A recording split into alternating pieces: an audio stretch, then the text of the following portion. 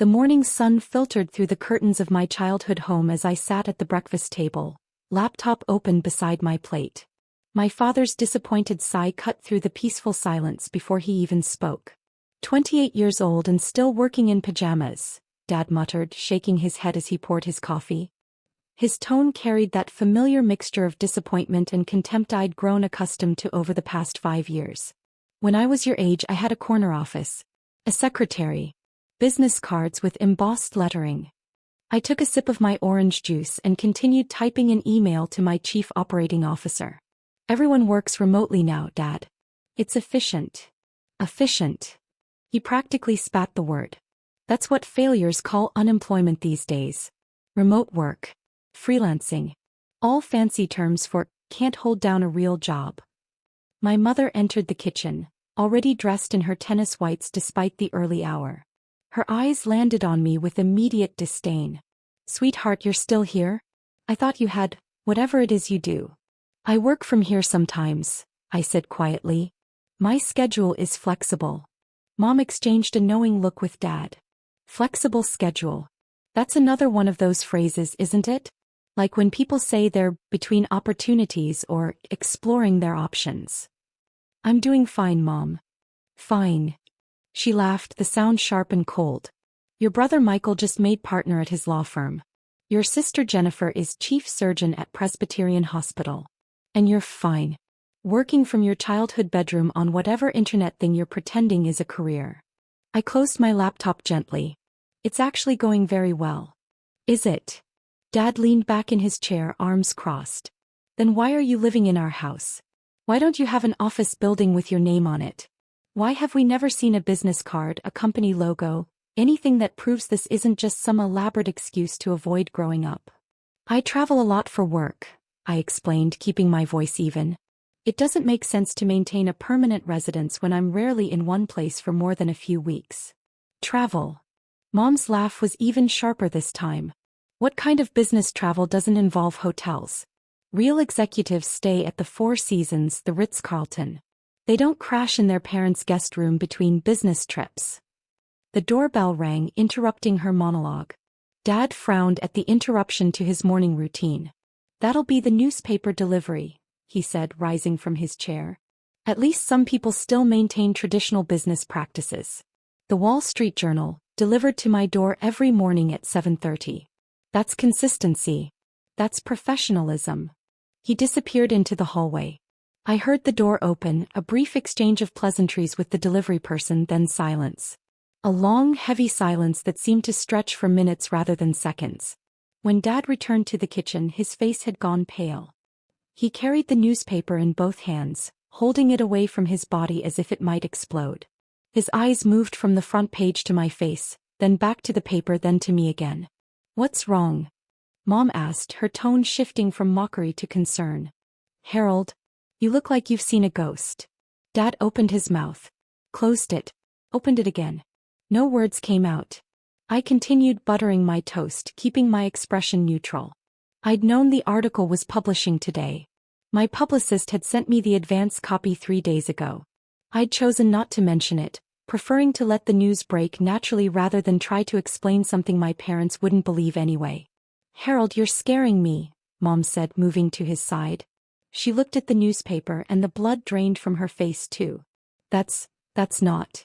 The 30 under 30 who changed everything, Dad read aloud, his voice barely a whisper. Front page. Wall Street Journal. And the main photo is. He couldn't finish the sentence. Mom snatched the paper from his hands. Her fingers trembled as she held it up, comparing the professional headshot on the front page to my face across the breakfast table. Back and forth as if she couldn't quite believe her own eyes. Alexandra Chin, 28, took a failing logistics company and transformed it into the fastest-growing supply chain technology firm in North America. Mom read, her voice gaining strength with each word of denial. Her revolutionary AI-driven platform now serves 400 of the Fortune 500 companies, processing over $2 billion in shipments annually. Chen's net worth is estimated at $1.2 billion, making her the youngest self-made female billionaire in United States history. The kitchen fell silent except for the humming of the refrigerator. I took a bite of my toast and chewed slowly. This is a joke, Dad finally said. Someone's playing a prank. They photoshopped your face onto. It's the Wall Street Journal, I said quietly. They don't photoshop their front page stories. Mom's hands were shaking so badly she had to set the paper down on the table. But you told us you worked in logistics. We thought you meant you drove a delivery truck or worked in a warehouse. I do work in logistics, I confirmed. I just never specified my role. Your role, Dad repeated, the word barely audible. He sank back into his chair. The article says you have 12,000 employees. Offices in 40 countries. A fleet of autonomous vehicles that's disrupting the entire transportation industry. I nodded. 14,000 employees now, actually. We just opened 3 new regional headquarters last month. Singapore, Dubai, and Sao Paulo. But... Mom gestured helplessly at my laptop, my casual clothes, the breakfast table. You're here. In our house. Eating toast. I told you I travel constantly, I said. I stay here between board meetings and investor presentations because it's easier than maintaining an empty apartment. Plus, the guest room has good Wi-Fi. Dad's phone buzzed. Then buzzed again. And again. Within seconds, it was vibrating continuously with incoming notifications. He picked it up with trembling hands, his face going from pale to gray. They're all calling, he whispered. Everyone from the club. The partners from my firm. Your Uncle Richard. Everyone's seen the paper. He looked at me with something between horror and disbelief. They're asking why I never mentioned that my daughter was a billionaire? I supplied helpfully. Probably because you never asked what I actually did. You just assumed. Mom's phone started buzzing too. She stared at it like it was a live snake. It's Jennifer. And Michael. And your Aunt Susan. And, oh God, it's the president of my book club. She looked up at me with wild eyes. What do I tell them? The truth. I suggested. That you didn't know. Didn't know, Dad repeated numbly. Our daughter is on the front page of the Wall Street Journal and we didn't know. The doorbell rang again. Through the front window I could see a white van with a satellite dish mounted on top. A news crew was setting up cameras on the lawn. That would be Bloomberg, I said, checking my phone. My PR team said they'd want a follow-up interview for their evening segment. I can ask them to come back later if this is a bad time. Bloomberg News is here, Mom said faintly. At our house. For you. A young woman with a clipboard appeared at the kitchen window, peering in. She waved enthusiastically when she saw me. I waved back. That's Rachel from Forbes, I explained. They're doing a cover story for next month's issue. The Reluctant Billionaire. Or something like that. My publicist thought the whole living with my parents angle would humanize me. Humanize you, Dad echoed. He seemed to be stuck in a loop, repeating phrases without fully processing them. My phone rang. I glanced at the caller ID and answered. Hi, Margaret. As I saw it. The Journal did a great job with the photo. I listened for a moment. Sure, I can do CNN at 4. And yes, I'll wear the navy suit, not the gray one. Another pause. Tell Jim at the Times that I'll give him 30 minutes tomorrow morning, but I want editorial approval on any quotes about my family. I glanced meaningfully at my parents. Some things should stay private. I ended the call to find both my parents staring at me as if I'd grown a second head. That was my publicist, I said unnecessarily. Today's going to be busy. I have 3 television interviews, 2 radio spots, and a live-streamed Q&A with Harvard Business School students. Oh, and the Secretary of Commerce wants to have lunch next week to discuss supply chain resilience and national security. I should probably take that meeting. The Secretary of Commerce, Mom whispered. She's very nice, I said. We met at Davos in January. She had some interesting ideas about reshoring manufacturing that align with some of my company's initiatives. Dad's phone buzzed again. He looked at the screen and let out a sound somewhere between a laugh and a sob. It's my senior partner. He's asking if I can arrange an introduction. His firm wants to discuss handling some of your company's legal work. My general counsel usually handles those requests, I said. But I can mention it to him. What firm does your partner work for again? You know what firm, Dad said weakly. I've worked there for 30 years. I've told you about it hundreds of times. I tilted my head, pretending to think. Have you? I'm sorry, I must not have been paying attention. I was probably too busy working on whatever internet thing I'm pretending is a career. The words hung in the air like acid. Mom actually flinched. Another car pulled up outside. This one was a black SUV with tinted windows. Two men in dark suits got out, speaking into earpieces. Security detail, I explained. My board insisted after the journal article went public. Apparently being a billionaire comes with certain risks. I stood up and stretched. I should probably get ready. The Bloomberg interview is in an hour, and I need to change into something more professional than pajamas. Wait, Mom said desperately. Alexandra, we don't understand. How did this happen? When did this happen? I paused in the doorway.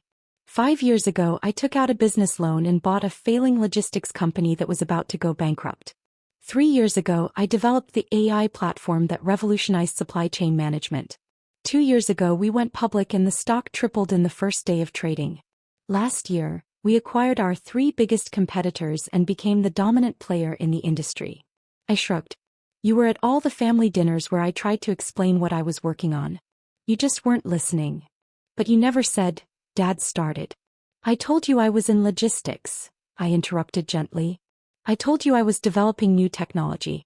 I told you I was traveling to meet with clients and investors. You heard delivery driver, because that's what you wanted to hear. It was easier to be disappointed in me than to ask questions. The doorbell rang again. Through the window I could see more news vans arriving. Neighbors were starting to gather on the sidewalk, phones out, filming the scene. This is going to be quite a spectacle, I observed. The whole neighborhood is about to learn that the failure living in her parents' guest room is actually running a Fortune 100 company. I hope you're ready for the attention. Ready? Mom's voice cracked. How could we possibly be ready for this? You weren't ready to believe in me when it mattered, I said simply. Now you don't have a choice. My phone rang again. This time it was Michael, my lawyer brother. I put it on speaker. Alex. His voice was frantic. I just saw the journal. Tell me this is real. Tell me my baby sister is actually... Hi, Michael. Yes, it's real. But you always said you worked in shipping. I thought you meant you worked at a UPS store or something. I work in shipping, I confirmed. I just ship about $40 billion worth of goods annually. Silence on the other end. Then, can we have lunch? I'd really love to discuss some business opportunities that might interest. I hung up. They'll all be calling now.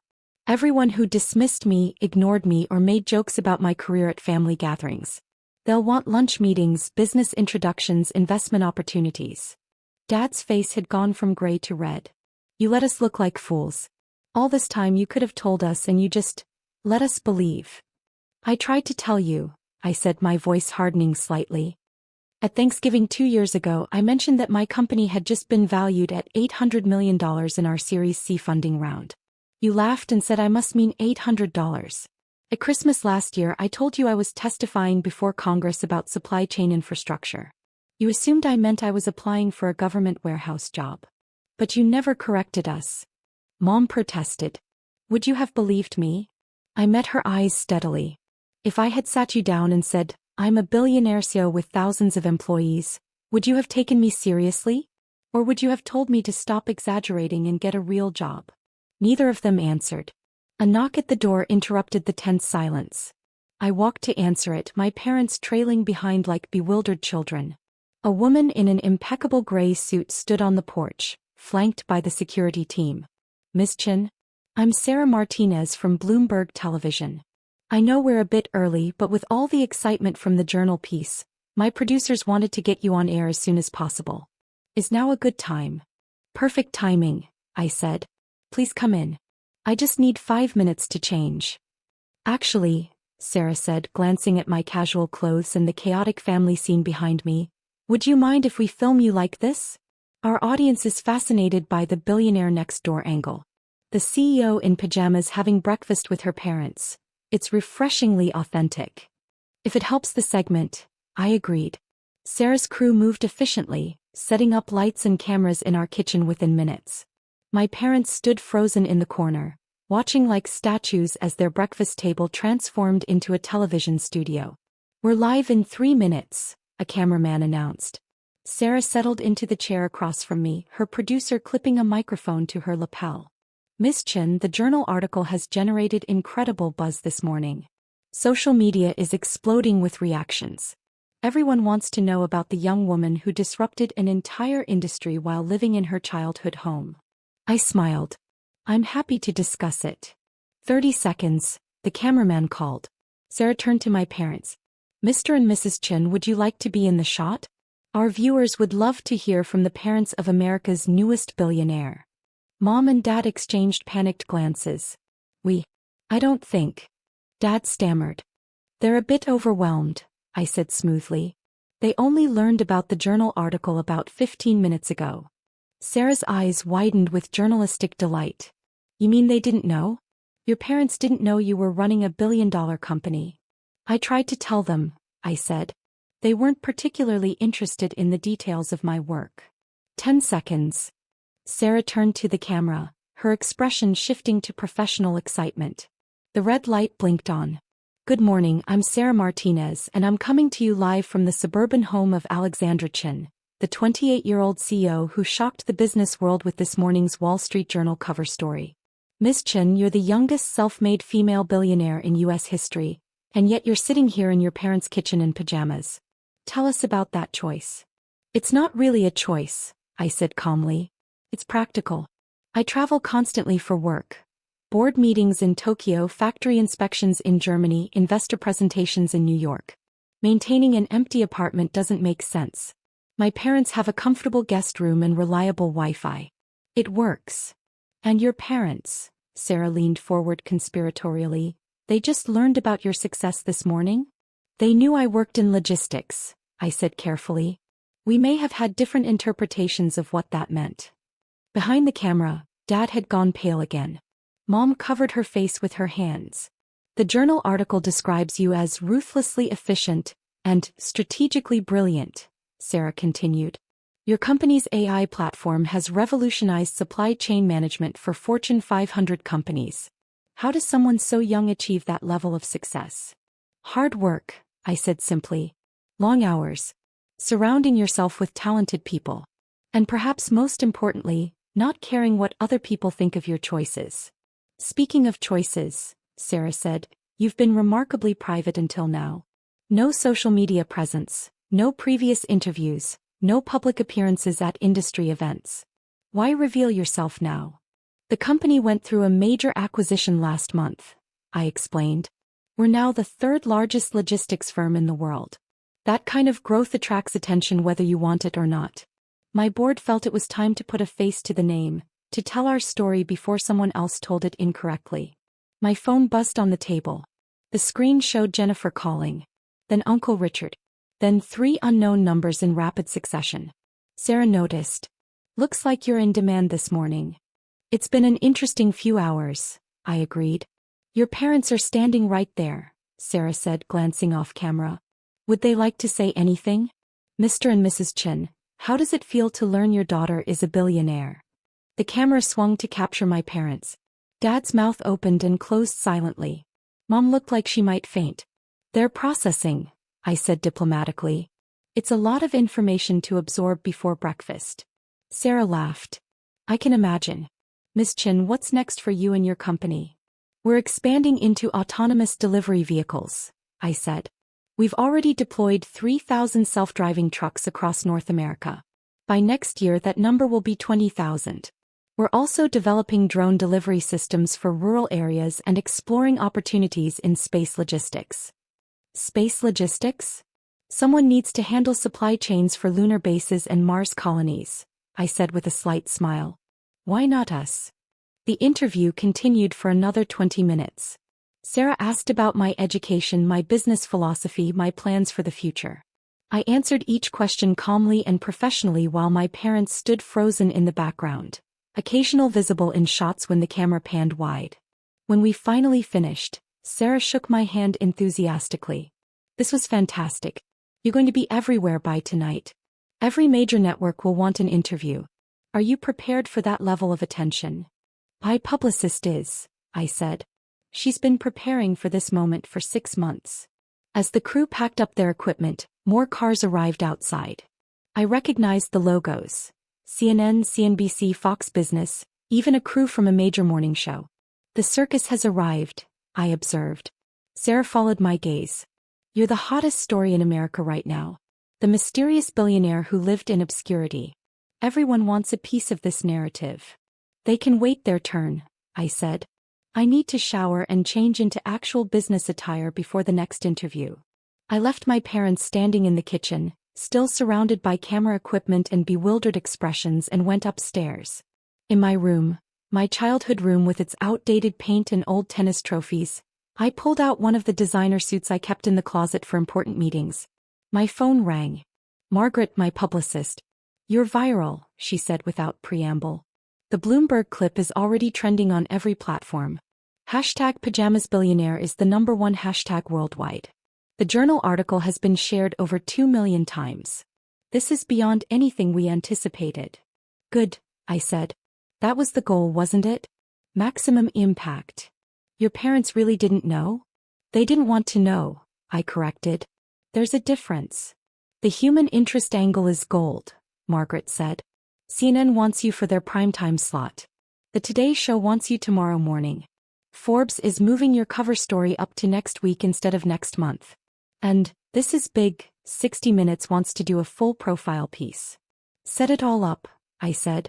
I'll do whatever's necessary. How are you holding up? This kind of sudden exposure can be overwhelming. I looked at myself in the mirror. Same face I'd always had. Same person. Just dressed differently. I'm fine, I said. I've been building toward this for 5 years. I'm ready. When I came back downstairs in my navy suit and professional makeup, the scene in the kitchen had evolved into controlled chaos. My parents sat at the table surrounded by their phones which wouldn't stop ringing. News crews filled the front yard. Neighbors had gathered on the sidewalk, some holding signs that said things like, "We always knew," and "Neighborhood Pride." That's ironic, I muttered, eyeing the signs. Mrs. Patterson told me just last week that I should stop mooching off my parents and get a real job. Dad overheard. Everyone's saying they always believed in you. Everyone's claiming they saw your potential. People revise history when it's convenient, I said. The same people who mocked me yesterday are celebrating me today. That's human nature. I don't know what to say to them, Mom said quietly. Her earlier hostility had transformed into something closer to shock.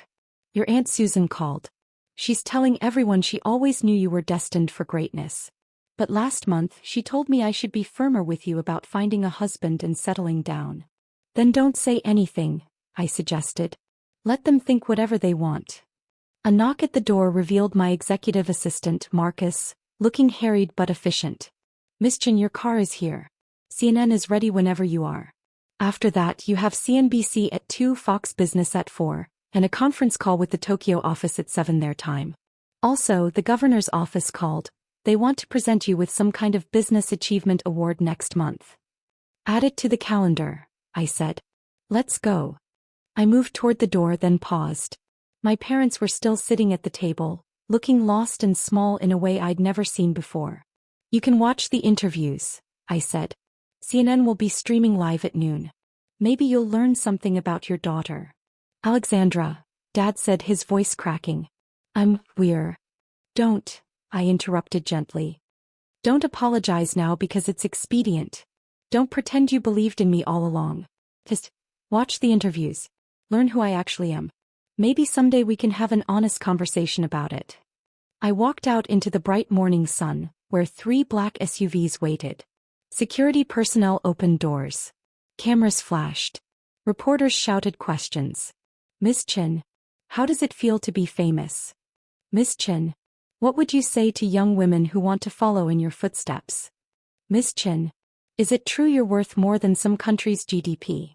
I paused at the car door and turned to face the cameras. Behind me I could see my parents standing in the doorway of their house, watching. Small figures growing smaller. I'd say this, I told the reporters clearly. Success doesn't look like what people expect. It doesn't require an expensive office or a corner suite. It doesn't need their approval or their understanding. It just needs your dedication and your refusal to let anyone else define your worth. I got into the car. As we pulled away, I looked back one last time. My father was holding the Wall Street Journal, staring at my photo on the front page. My mother was on her phone, probably fielding another call from someone who suddenly wanted to reconnect. The house grew smaller in the distance, just another suburban home on a tree-lined street. Nothing about it suggested that a billionaire had been living in the guest room, eating toast at the breakfast table, quietly building an empire while her family called her a failure. My phone buzzed with a text from Jennifer. "We need to talk." I had no idea. "I'm so sorry." Another from Michael. "Seriously, lunch? I want to hear everything. Can't believe we didn't know." And one from Uncle Richard. "Always knew you were special, kiddo. So proud." I deleted them all without responding. Marcus turned from the front seat. "CNN is very excited. They're calling this one of the biggest business stories of the year. The invisible billionaire angle is resonating with people." "Good," I said, opening my laptop to review my talking points. "Let's make sure we stay on message. This isn't about my family's reaction. This is about the company, our innovations, and our vision for the future of global logistics." "Understood. Though I have to say," Marcus added with a small smile, "the part where your parents didn't know, that's the part everyone's going to remember." He was right, of course. By the time we reached the CNN studios in Manhattan, "Billionaire's parents didn't know" was trending worldwide. Memes were already circulating. Late-night comedians were writing jokes. The internet had latched onto the delicious irony of parents dismissing their daughter's career, only to discover she was running a Fortune 100 company. The CNN interview went smoothly. Then CNBC. Then Fox Business. Each one asked the same questions in different ways, and I gave the same answers with slight variations. Yes, my parents were surprised. No, I didn't hold it against them. Yes, I understood why people found the story compelling. By 6 p.m. I was exhausted. Not from the interviews themselves, but from maintaining the diplomatic facade. From pretending I wasn't bothered by the years of dismissal and mockery. From acting like discovering your parents never believed in you was just an amusing anecdote rather than a wound that ran deep. My phone rang. It was Mom. I let it go to voicemail. Then Dad called. Same result. Jennifer. Michael. Aunt Susan. Uncle Richard. My cousin David, who I hadn't spoken to in 3 years. All of them suddenly desperate to connect, to be part of this story, to claim their relationship to the newest billionaire in America. Margaret called with the day's final update. "You're everywhere. Literally everywhere. The story has gone international. BBC wants an interview. So does Al Jazeera. You've been invited to speak at the World Economic Forum, the G20 Summit, and 3 different TED conferences. What about the company?" I asked. "Are we getting the attention we need?" "Our stock price jumped 18% today," Margaret said. "Trading was halted twice because of excessive volume. Institutional investors are flooding our investor relations department with calls. We've had 3 acquisition offers just this afternoon, all in the billions." "Good," I said. "That's what matters. The company. The work." "Alex," Margaret said gently, "are you okay? This has been a huge day." "I'm fine," I said automatically. "You don't have to be fine. Finding out your parents didn't understand what you'd built, that's not nothing." "They understood," I corrected. "They just didn't want to understand. There's a difference." That night, alone in a luxury hotel suite that my company was paying for, I finally watched the news coverage. Every major network had run the story. The Wall Street Journal article had been analyzed word by word. Business experts debated my strategies. Social media was filled with hot takes. And in every story, there was my father's face as he realized the truth. My mother's shock. The moment they understood that the daughter they'd dismissed was actually more successful than they'd ever imagined. It should have felt like victory. Instead it felt hollow. My phone buzzed one more time. Another text from Mom. "Please call us. We need to talk. We need to explain." I turned off my phone and went to bed. Tomorrow there would be more interviews. More questions. More people suddenly interested in the story of the quiet girl who'd built an empire in secret. More family members claiming they'd always known I was special. But tonight, in the silence of an anonymous hotel room, I could finally admit the truth. I hadn't kept my success secret to surprise them. I'd kept it secret because I'd wanted them to believe in me before I proved them wrong. And now that I'd proven them wrong, their belief didn't matter anymore. The morning paper would have my face on it again tomorrow. Fortune magazine this time. The CEO who changed everything. But the only headline that mattered was the one I'd already read this morning, in my parents' stunned faces as they realized who I really was. Sometimes the sweetest victories taste bitter. And sometimes proving everyone wrong is the loneliest feeling in the world.